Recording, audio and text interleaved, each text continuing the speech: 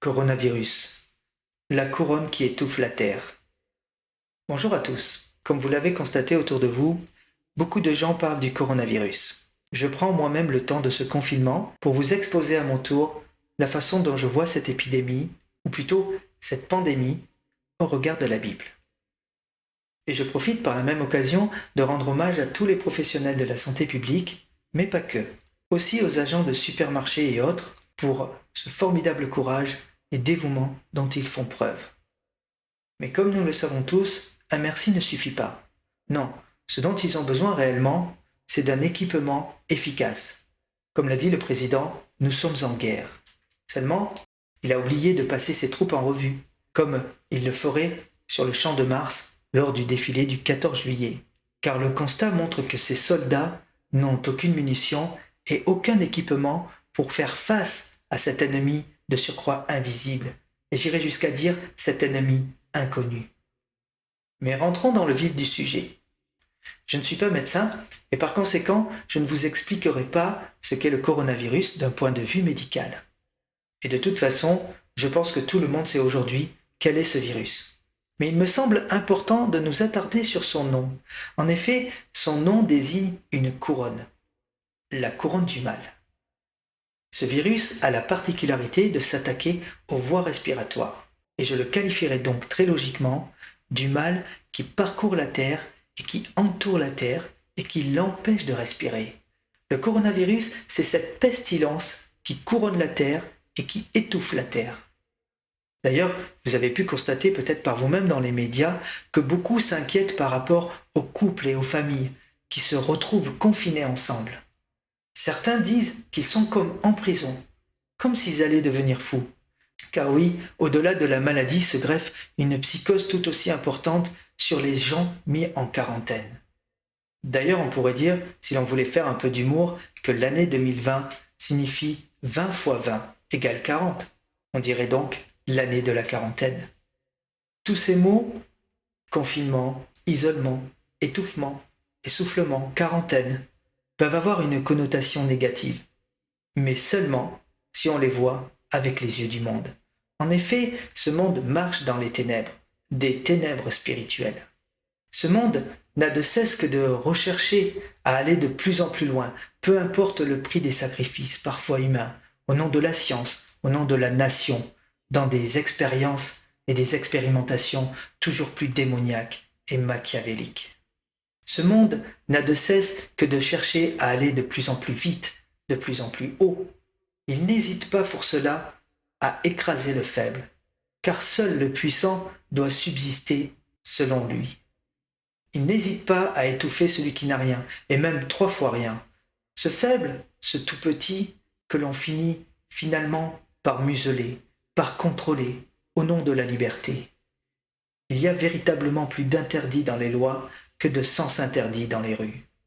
Ce monde aveugle, vous l'avez compris, marche au rythme du calendrier, au rythme des rendez-vous, toujours plus urgents les uns que les autres, et d'un cahier des charges de plus en plus lourd. Ce monde marche, et j'ai envie de dire, ce monde court au rythme des technologies effrénées, au rythme d'une économie déchaînée comme une mer démontée. Et tout ceci les amène à mépriser l'humanité, au mépris de la santé et des vies humaines. Tous ces puissants et ces politiciens gouvernés par le monde de la finance ont oublié qu'il fut un temps où l'on disait « la santé d'abord ».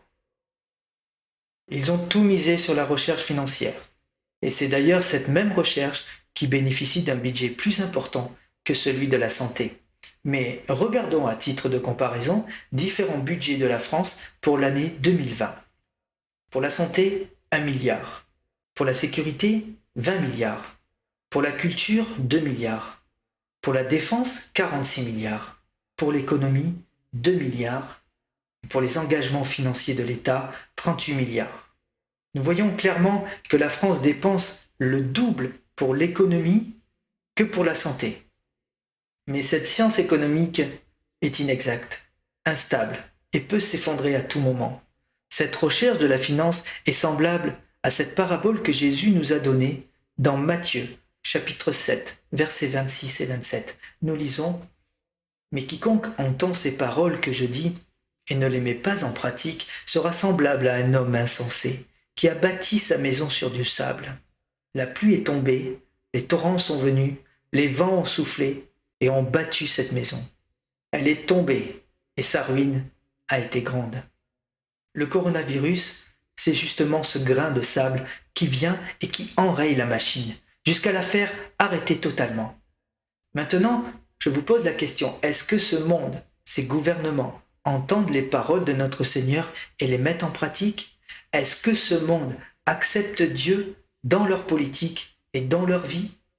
Non, bien sûr que non. Et je dirais même qu'ils ont été jusqu'à rejeter son nom. Ils ont mis Dieu à l'écart. Si l'on prend la Chine, elle n'a pas hésité à détruire les églises chrétiennes, allant jusqu'à mettre en prison les chrétiens et les enfermer. Afin de quoi? Afin d'étouffer la parole de Dieu. La police chinoise n'a manifesté aucune sollicitude ni aucune pitié alors qu'elle attaquait une église, frappait 50 chrétiens et les arrêtait selon un rapport qui date du 10 mars 2019. L'Europe n'est pas en reste d'ailleurs. Avec sa religion de la laïcité, l'Europe a rejeté d'une façon subtile et habile la parole de Dieu. Elle a muselé le chrétien en lui faisant croire qu'elle le respecte, certes, mais qu'elle respecte à ce titre toutes les autres religions. Elle lui a donc interdit de parler de son Dieu en public, ce qui revient finalement à étouffer et à isoler la parole de Dieu. La religion dans l'Union européenne comprend la diversité de ce qui fait ses pays membres. Groupés donc dans une Union européenne peu impliquée sur ce sujet, c'est-à-dire sur le sujet de la religion, et qui a pris une forme de laïcité. Lors des discussions sur les projets de la Constitution européenne, des propositions de groupes conservateurs visant à faire expressément référence à la religion ont été proposées. Lisez bien ce qui suit, une forte opposition a conduit à leur abandon. Donc en gros, l'Union européenne ne veut pas entendre parler de religion. Et tout récemment, c'était encore l'Algérie qui a persécuté les chrétiens, en fermant des lieux de culte et en enfermant les chrétiens à l'isolement. C'est la 8e église à connaître ce sort depuis 2017, auquel s'ajoute la fermeture d'une crèche et d'une librairie chrétienne, rapport de l'ONG de défense des chrétiens persécutés, porte ouverte, et qui date du 27 mai 2019. Donc on a fermé, là ça faisait 8 églises qu'on fermait. De façon générale, eh bien c'est tout le monde qui persécute, qui condamne et qui rejette la parole de Dieu. Mais une chose est positive. Si le monde condamne l'Église de Jésus-Christ, qu'il rejette le témoignage de Jésus-Christ, eh bien c'est parce que l'Évangile est prêché sur toute la terre, dans le monde entier. Et voilà de quoi nous réjouir, car ce signe est un marqueur important des temps de la fin. Lisons Matthieu chapitre 24, verset 14. Cette bonne nouvelle du royaume sera prêchée dans le monde entier pour servir de témoignage à toutes les nations, alors viendra la fin. Aujourd'hui, nous pouvons dire que la bonne nouvelle est répandue jusque dans les îles les plus lointaines de la terre. Bien sûr, cela ne s'est pas fait sans résistance et de nombreux missionnaires sont morts afin de pouvoir apporter le témoignage de Jésus dans les parties les plus reculées et sauvages de la terre. Tout bien considéré, un chrétien devrait voir cette pandémie comme une façon pour Dieu de mettre le monde au pied du mur, face à lui-même, devant ses responsabilités et devant son impuissance.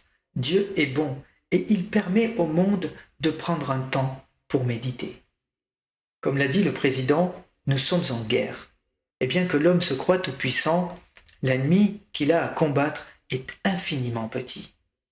Et bien que ce combat soit apparemment illégal, c'est la grosse bête qui a peur de la petite bête. Cela ne vous rappelle-t-il pas David et Goliath? Cela devrait permettre à l'homme de méditer sur qui il est vraiment. Peut-il être au-dessus des lois que Dieu a établies dans sa parole? Peut-il continuer à faire n'importe quoi sans se soucier du plus faible et de ses anciens, sans craindre que Dieu ne vienne le mettre à genoux?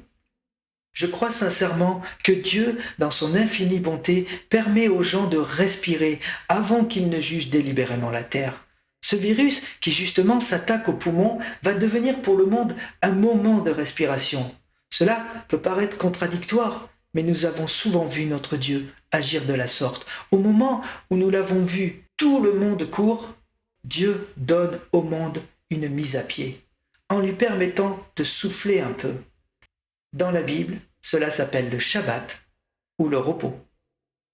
Dieu met le monde à genoux, devant la plus infime particule de sa création.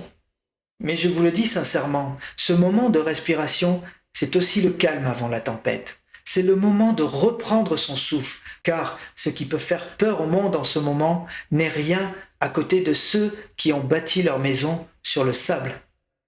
Car pour certains d'entre vous, vous avez probablement vu mes vidéos qui parlaient de l'économie qui s'effondre. Ils vous diront que la crise a été provoquée à cause du coronavirus. Mais ces vidéos sont parues bien avant que le coronavirus ne voie le jour. Et j'invite tous ceux qui ne les ont pas vues d'aller les voir si vous le souhaitez. J'ai montré que Dieu avait jeté la pierre au pied de la statue. J'ai démontré aussi que c'est la fin pour le système économique tel que nous le connaissons et qu'il va y avoir une crise sans précédent.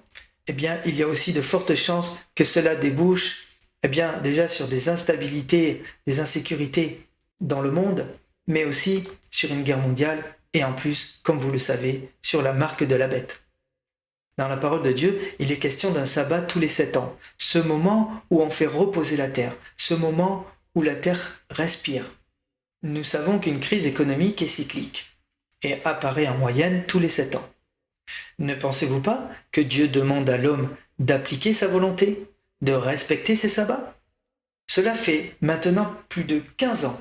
Il n'y a pas eu de crise économique sérieuse. Mais je pense que celle-ci sera la dernière, que ce repos, ce calme, semble montrer que Dieu arrête lui-même l'activité puisque les hommes n'ont pas pu le faire ou n'ont pas voulu le faire. Mais ce sont là des choses qui s'en viennent. Autant vous dire qu'il vaudra mieux avoir des conserves à la maison. Mais n'en déplaise à certains, je crois sincèrement que tout ce qui arrivera ne nous concerne pas. Nous, enfants de Dieu, nous chrétiens, qui vivons selon la parole de Dieu. Car Jésus nous a dit que celui qui suit les commandements de Dieu a bâti sa maison sur le roc. Et je pense sincèrement, au regard de la parole de Dieu, que nous rentrons justement à la maison, c'est-à-dire dans le royaume de Dieu. Car un mariage nous attend et nous partons en voyage de noces pour 1 semaine. Soyons donc prêts, chers frères et sœurs, car Jésus a été couronné roi. Jésus a reçu sa couronne en or. Selon Apocalypse chapitre 14, verset 14. Mais lisons Cantique des Cantiques, chapitre 3, verset 11. Sortez, filles de Sion, regardez le roi Salomon avec la couronne dont sa mère l'a couronné, le jour de ses fiançailles, le jour de la joie de son cœur. Ce texte nous parle de Salomon, bien sûr, mais Salomon représente le fiancé qui vient chercher sa fiancée dans ce cantique. Nous avons ici un passage prophétique d'un couronnement et de l'enlèvement et d'un mariage, de fiançailles. Ésaïe, chapitre 28, verset 5. En ce jour, l'Éternel des armées sera une couronne éclatante et une parure magnifique pour le reste de son peuple. Car oui, l'Éternel des armées, le chef des armées, le roi des rois, le Seigneur des seigneurs sera couronné. Comme le dit le texte, d'une couronne éclatante et d'une parure magnifique. Le texte nous montre encore que l'Éternel des armées, donc ce roi des rois, s'assoira sur le siège de la justice. Cela signifie que ce sera une période de jugement pour le monde. Sur son iniquité justement. Mais la Bible nous dit encore que nous ne sommes pas du monde, c'est-à-dire que nous ne sommes pas jugés avec ce monde.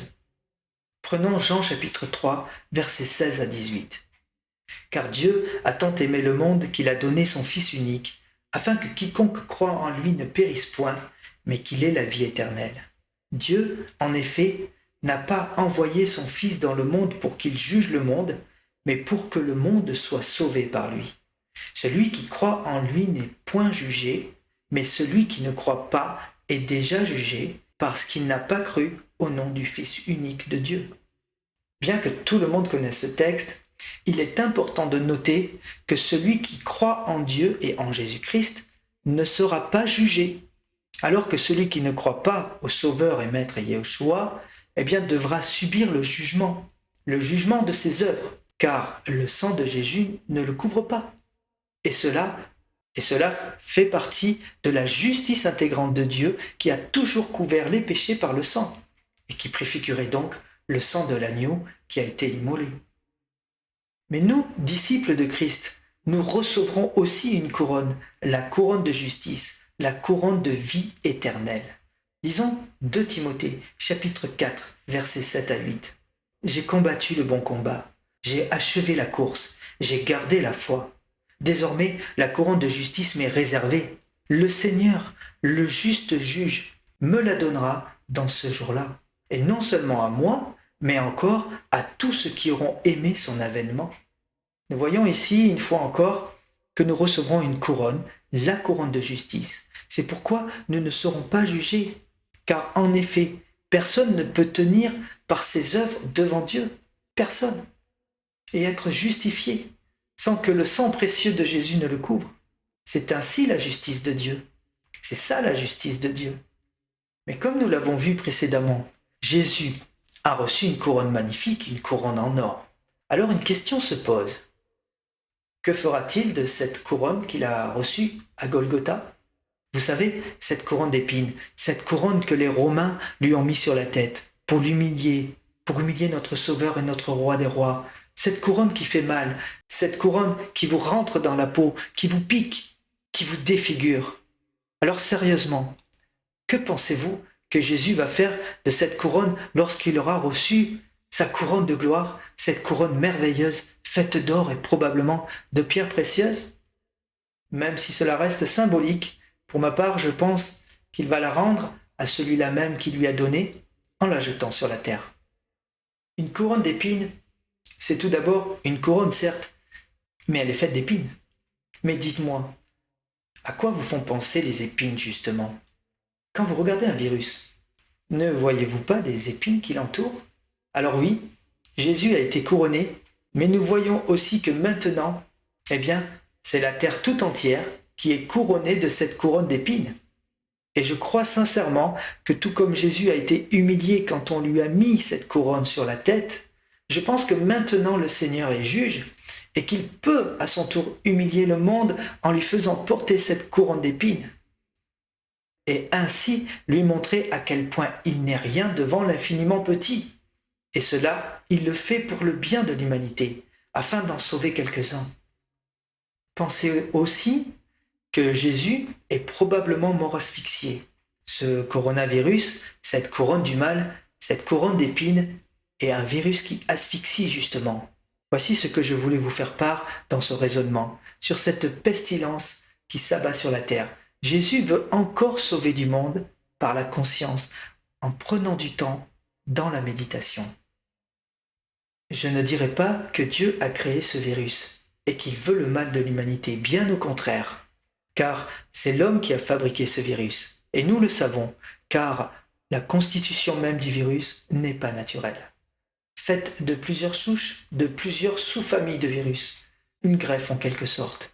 Mais la question n'est pas de savoir qui a amené ce virus sur la Terre, mais plutôt comment cette plaie peut-elle servir à l'humanité. Bien que si nous prenons la Bible et le texte de Amos chapitre 3 verset 6, nous comprenons que Dieu est au contrôle de toutes choses. Nous lisons « Sonne-t-on pas de la trompette dans la ville sans que le peuple soit dans l'épouvante? Arrive-t-il un malheur dans la ville sans que l'Éternel en soit l'auteur ?» J'ai une pensée particulière pour ceux qui nous ont quittés. Et je pense notamment au pasteur Jean-Marc Taubois qui avait un ministère fantastique. Et je vous encourage à aller voir ses vidéos sur YouTube car vous allez apprendre beaucoup sur Israël. Mais je pense aussi à tous les autres qui, comme lui, ont donné leur vie au Seigneur et qui sont partis à sa rencontre frappés par le Covid-19. Dieu est souverain. Il donne et il reprend à qui il veut. Il ne nous appartient pas de décider qui doit partir et qui doit rester. Et fort heureusement d'ailleurs, car nous en serions bien incapables. Mais soyons assurés que tous ceux qui servent Dieu et qui sont partis sont aujourd'hui libérés, ils sont auprès de Dieu et ils sont dans leur gloire avec cette couronne de gloire. Pour ma part, je pense que l'Église va fermer ses portes. Non seulement à cause du confinement, mais parce qu'elle n'a plus rien à dire. Je crois que Dieu reprend le flambeau. Vous savez, ce cri de minuit, ce cri qui réveille le monde, mais surtout qui réveille les vierges. Et alors que celles-ci ont de l'huile, vont pouvoir assister aux noces de l'agneau. A contrario, celles qui ne seront pas prêtes, parce qu'elles auront tourné leur regard sur les choses de la terre, sur les préoccupations du monde, eh bien resteront sur la terre. Et la porte leur sera fermée alors, car le Seigneur, dans sa bonté, va encore les sanctifier. Le cri de minuit, c'est quelque chose qui vous secoue. C'est forcément quelque chose que le monde n'a jamais vu, que l'on n'a pas encore connu.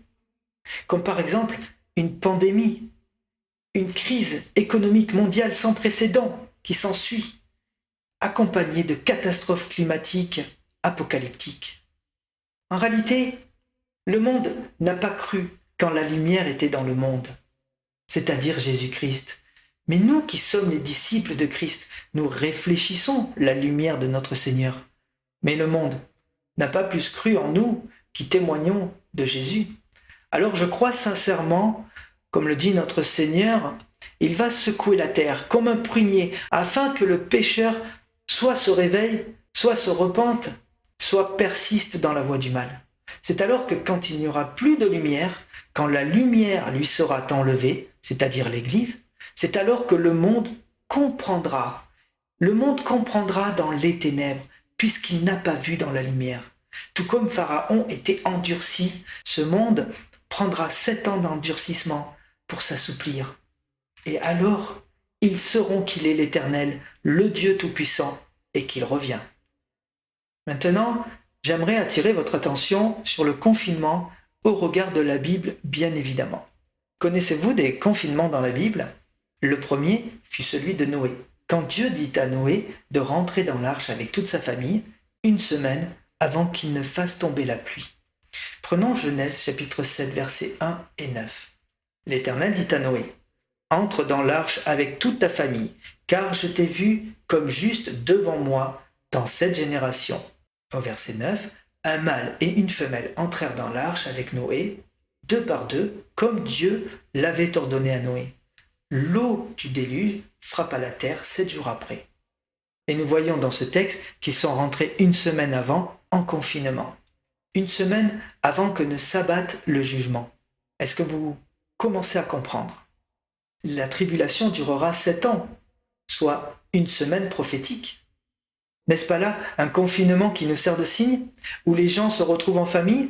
L'histoire, vous la connaissez. Le confinement nous a menés à la libération pour les justes alors que le mal était en train de s'éteindre. Suite au déluge, la seconde naissance de la terre, Dieu a mis à part le juste et je dirais même à l'abri du jugement.